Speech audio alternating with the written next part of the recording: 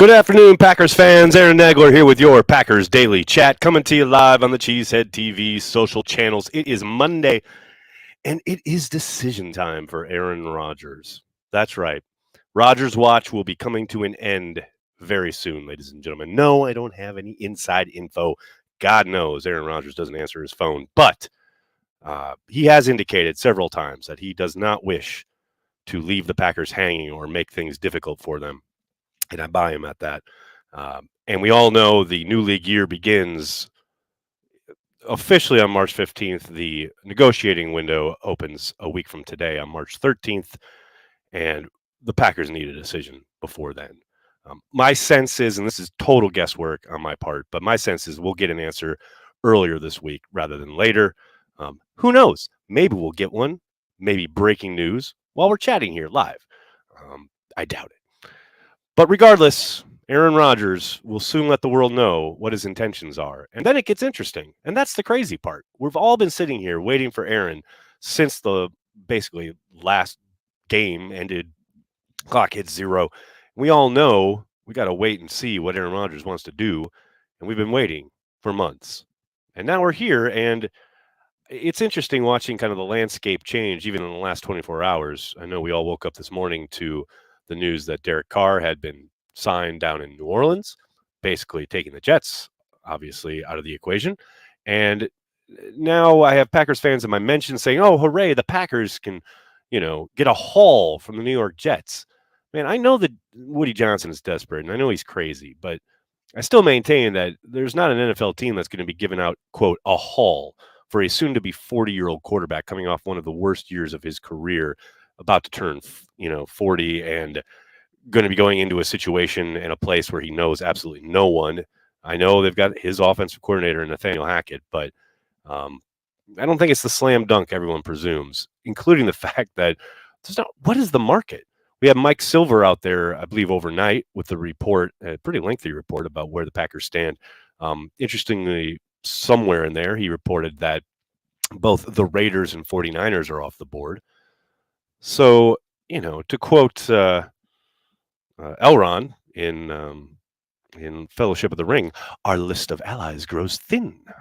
There are precious few possibilities left, or seemingly left, that the Packers can deal with in trying to drive up some kind of price or some kind of bidding war for Aaron Rodgers. So lots to play out here this week. I have zero doubt we'll get the news of whatever Aaron Rodgers decides he wants to do.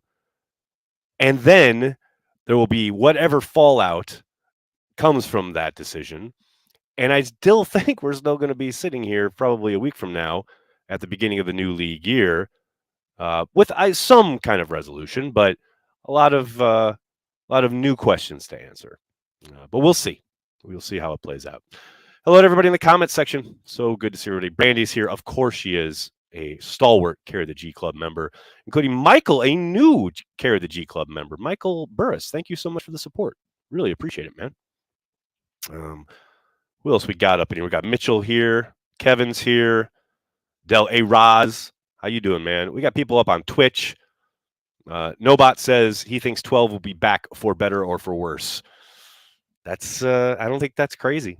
I really don't. Jesse, thank you for the super chat. I'm ready for J-Love. Bring on the Love Meister. I feel you. I think a lot of people fall into that side of the ledger, but how we feel about it really isn't how the Packers are going to drive things, most likely. Jason, thanks for the super chat. Do you think the Jets know something we don't? Ian Rappaport said on Pat's show they told Carr that Aaron was their first choice. Seems like they are hedging their bets that Aaron's not back. I think that's a lot of reading between the lines. No, and I remember Ian saying that, and I don't think that's untrue. But we also heard a report, literally, I believe it was yesterday, that Derek Carr was leaning towards signing with the Jets. So things will change quickly, day by day. But, I don't think the Jets know something. I think the Jets are hoping. But I suspect they don't know anything. Much like the rest of the world. Unless, of course, somebody in the Jets front office is in the inner circle, as Aaron likes to call it. Joe, thanks for the super chat. Which tight end in the draft is your favorite for the Packers? I love Kincaid, and I know there's a lot of buzz around a lot of the other guys at this point, especially after the combine. A lot of great athletic freaks. But for me, I mean, Kincaid catches fucking everything. You talk about a guy who doesn't even get in incredible separation, although I think he runs good routes. Just the man catches everything. He's the new Justin Perillo, only with better athletic pedigree. I mean, it's insane. You go watch his tape and it doesn't matter. If the ball is within his zip code, he is catching the football. I love that kid. I get that, like I said, there are more athletic guys in this draft, and they're probably guys with great upside, what have you. But I think Kincaid's the dude, and I don't think they're going to take him at 15. I know Daniel Jeremiah had him mocked to the Packers at 15. I'd be very surprised if that was the pick, but I do love him. We'll see. Ryan, thanks for the super chat. What if Rodgers doesn't give the Packers a decision by Sunday? If Aaron Rodgers doesn't give the Packers a decision by Sunday, it's going to get real interesting up in here. I mean, he doesn't have to. He's under contract. You know what I mean? Like, he's under contract. He can come back and play. Hell, he could just stay away until he could just go complete incommunicado, not say a word. I know that's impossible to think about because God knows this guy wants to get in front of a microphone more than anybody on earth at this point in his life. But yeah, he could literally just show up for the mandatory minicamp if he wanted. He wouldn't have to communicate anything. I mean, if you really wanted to stick it to him, if you really wanted to cause a ruckus, you could do it. I don't think that's going to happen, but it'd be kind of funny. Godsmack, thanks for the super chat. The worst part about the A-Rod situation is how the fan base is at each other's throats. Mostly it's either you're a Rodgers hater or a Rodgers sympathizer. Whoever's Green Bay's quarterback next year will have my full enthusiastic support. Thank you. I mean, I do think there is I wouldn't even call it silent minority because I think they're a silent majority who are exactly where you're at. I do think most Packers fans are in the boat of, I'll understand whichever way this breaks. I would just like a resolution and then to get ready and get behind whoever's going to be the quarterback, because I understand there's some Rodgers fatigue out there. Trust me, I suffer from it for myself. But if he's the quarterback, let's go. Let's build a team. Let's go win a fucking championship. It's that simple. You know what I mean? And if it's Jordan Love, yeah, the expectations probably have to be dialed back a bit. But I still want to get behind Jordan Love and go see what he can do and start building something. You know what I mean? Like, I understand, again, the fatigue thing. And I do think there's a lot of animosity on Twitter because that's what Twitter does. But I think if you can step back and just talk to people in real life, and I know that's a weird thing to say in the year of our Lord 2023, I think most people are where you're at, Godsmack. I really do. John, thanks for the super chat. Who is your draft class crush for this draft? Last year it was Sky Moore. Who are you crushing on this year? Great seeing you at Happy Hour in Indy. Thank you, John. Thanks for coming out, and thanks to everybody who came out for the meetup in Indianapolis during the combine. It was great. Yeah, draft crush this year. That's a good question. Probably that kid, the quarterback from Florida, who will never ever be in the Packers' plans. But you talk about a fun athletic freak who I think is only going to get better. He's a good time. But I don't know, like as far as like realistic Packers prospects, I tell you, man, I was talking about him before. I love Kincaid. He's kind of my guy, which guarantees us that the Packers won't select him. So we'll see. JD, thanks for the super chat. Any way they would trade Rodgers and possibly David and Crosby? I don't want David gone. Well, Crosby is set to be a free agent, so they won't be able to trade him. But no, the sense I got from, and I think most of us got talking to Brian at the combine, is they are restructuring David and plan on him being their left tackle next year and for the next several years. Any way they would, I guess if Rodgers demanded it, maybe that's the one way I could possibly see that scenario playing out. Even then I would be shocked, but David's going to be back. So I would, again, you could knock me over with a feather if they traded him. Tommy says 12 is not going anywhere. Legacy means everything. He stays. Let me tell you, man, I'm not dismissing that. I do not doubt it for a second. And I think you've seen or heard from Rodgers throughout the season. I think he still feels that. I think there were a number of times this season where either in his post-game pressers or in his Wednesday availabilities, hell, even on McAfee, where he talked about, yeah, I still want to retire a Packer, but it takes a commitment from both sides.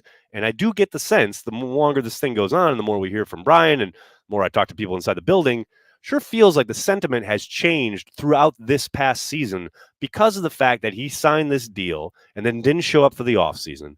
And then they struggled on offense, not entirely because of Aaron, but it would have been nice if he had been there throughout the offseason working with these young guys. And then, of course, he injures his thumb and they have the 5-game losing streak and things got down bad in Green Bay.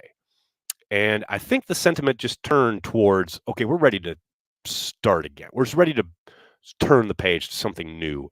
And whatever we were going to do with Aaron, we've done it. It's time to move on. The problem is that thinking seemingly has materialized after signing him to this contract where David Dunn and Athletes First bent the Packers over a rail. I mean, they have complete control with that contract.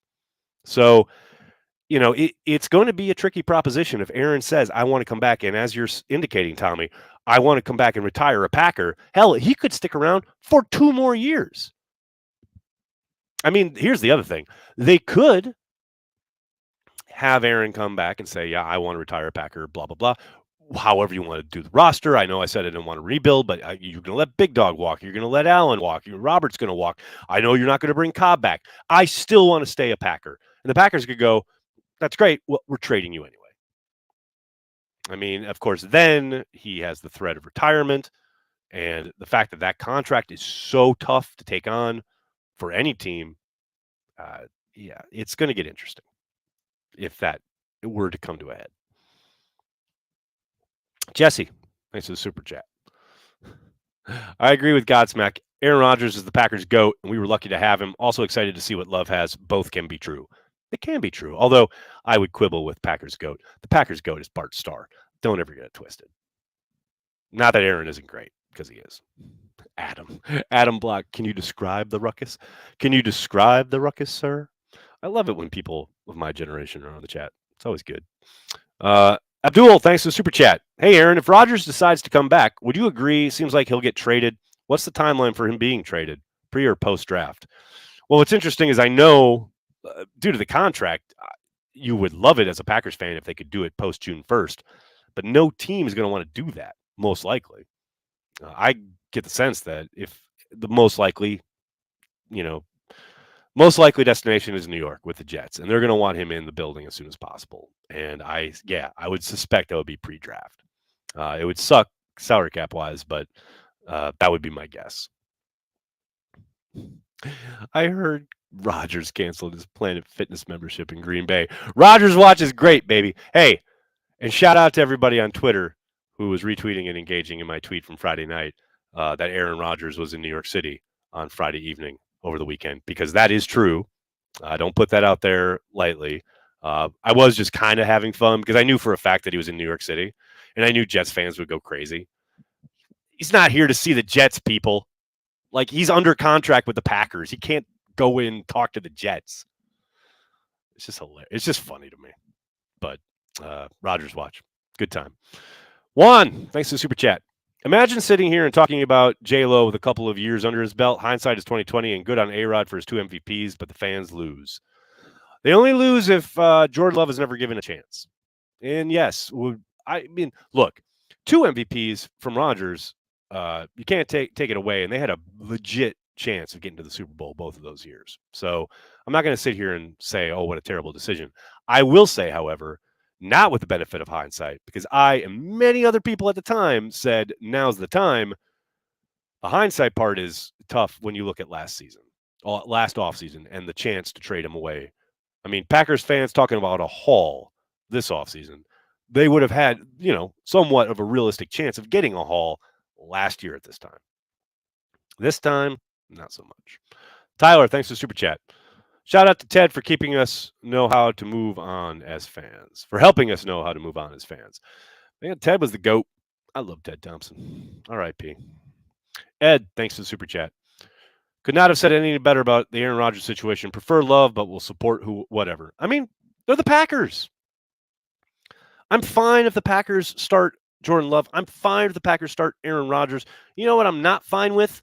Being the Bears. You know what I mean? So, hey, shout out Green Bay Packers. Whatever you end up doing, you got my full support. I can't wait. Let's go kick some ass. And look, I don't want to hear about, oh, you've got green and gold glasses. I love the Packers. This is not a secret. I love being called a homer because it's true. I wear it as a badge of honor. It's armor. It deflects all the bullshit of this world. I love the Green Bay Packers. Guilty as charged.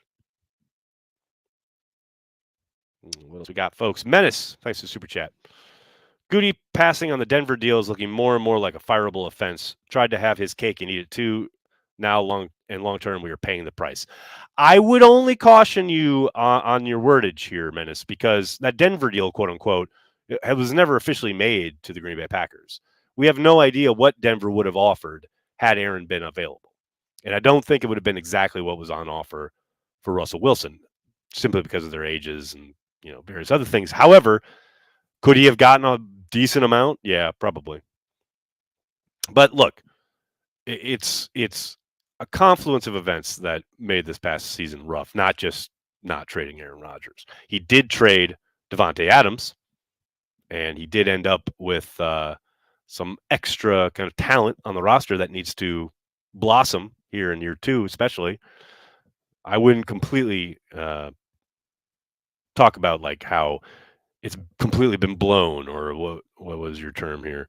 Paying the price. I mean, if paying the price, don't ever forget, what was it? Rodgers' first, I can't even remember, 24 starts. I think they won 10 games, 12 games, something like that. It's a tough life when you're turning the page to a new quarterback, and even the quarterback plays well, which Rodgers did for a lot of that first season as a starter. It's not all puppy dogs and rainbows. So it would have been nice to turn the page last year. No question about it. I agree with that sentiment. Jason, thanks for super chat. Do you think Jordan will ever be our starter? What's your gut instinct, whether this year, next year, or even 2 years from now? Yes, I think they love Jordan in the building. I think they really want it to happen this year. But even if it doesn't, I think they'll make it happen next year. But yes, I think Jordan will be the starter eventually. A lot of people asking about Miami in the chat. Is it possible? Sure. Yeah. I think that, you talk about their commitment to Tua, the worry about the head issue, the trauma, the concussion issues. Yeah. Could they make a move there? I could see it. You talk about an owner who's certainly shown that he's ready to throw shit around. That's a spot where absolutely. Could I see someone, especially if it allowed them to not only get Aaron Rodgers, but then hurt the Jets in the same transaction? Yeah, I could see it. It's a possibility. Dustin, thanks for the super chat. Have some good whiskey with your name for camp. That's what I'm talking about, Dustin. Don't think I'm going to forget about that. That is on, my friend. Can't wait. Abdul, thanks again, bud. Could you explain how all the stuff we've done with Jones and other contracts kicking the can down the road, or does it just affect this year's cap? Oh, no, it definitely affects down the road, as you're saying, Abdul.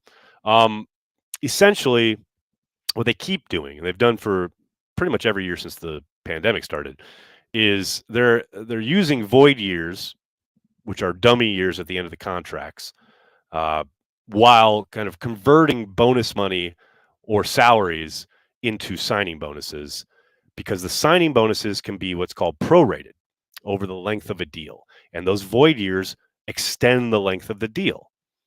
And essentially, as the years go on, the cap hits get worse and worse, right?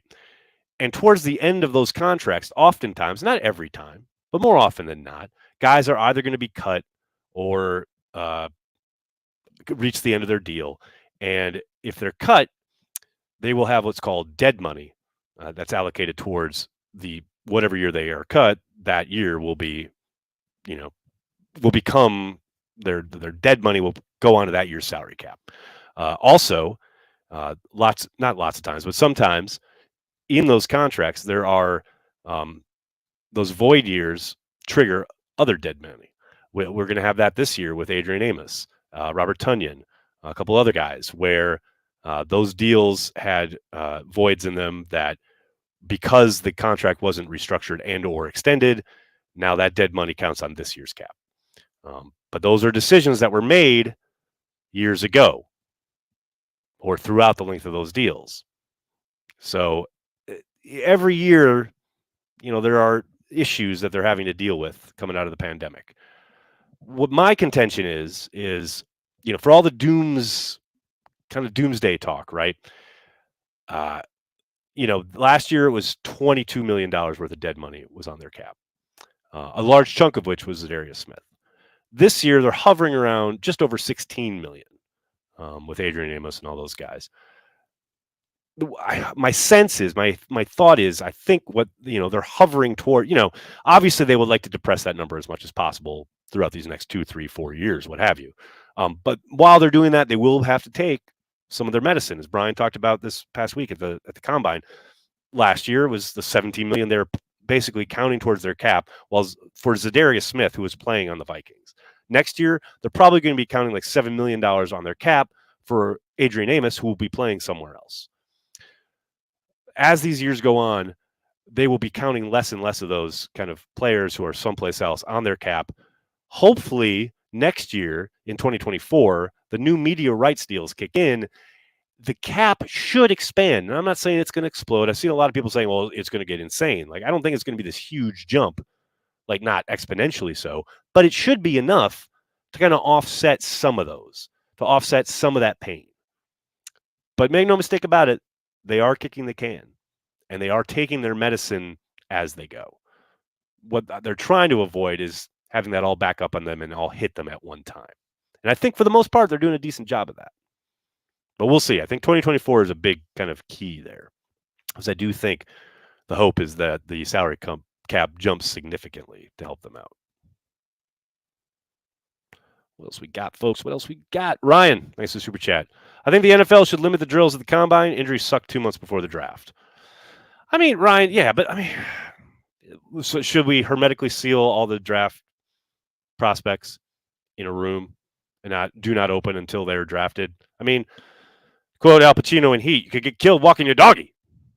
I mean, guys got to live their life. Guys got to work. They're football players. They got to work out. You're not going to sit there.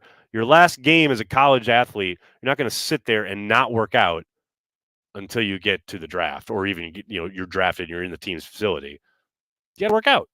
That's all. They're just doing drills and workout stuff. Man, at some point, you're about to be a professional athlete. You got to work out. Juan, thanks again. In an alternate universe where Mark and Brian checked in with Rodgers before drafting Jordan Love, do you think we'd still be here? Whoo, baby. That's a huge that program on Disney Plus, the Marvel What If, that's a good what if right there. Probably not. That's my best answer to that one. All right, everybody, I got to get going. I can't thank you enough for hanging out, talking Packers each and every day, Monday through Friday, right here on the Cheesehead TV social channels. Please do me a monster favor, hit like on the video, subscribe to the channel, and in the event that you are unaware, for the 13th year in a row, be sure to be on the lookout on April 3rd for the Cheesehead TV 2023 Pro Football Draft Guide, available at cheeseheadtv.com for Packers fans, by Packers fans. Hundreds of prospects broken down, tons of great content each and every year. We put it together for you guys, all the draft nerds out there. April 3rd is the day. Be on the lookout here, Cheesehead TV. All I can say is the people who put this thing together, because God knows I have very minimal input. You guys know I'm not a draft guy, but the people who do this, starting with Al, who basically runs like the entire operation, and everybody who works on it, it's an incredible piece of content, and we are incredibly proud of it, and we are thrilled to be doing it for the 13th year in a row. So be on the lookout for that, April 3rd. Thanks a lot, everybody. Like I said, hit like, hit subscribe, tell your friends, tell your family. Cheesehead TV. We're devoted to Green Bay Packers fans worldwide. Thanks a lot, everybody. Have a great night. Go Pack, go.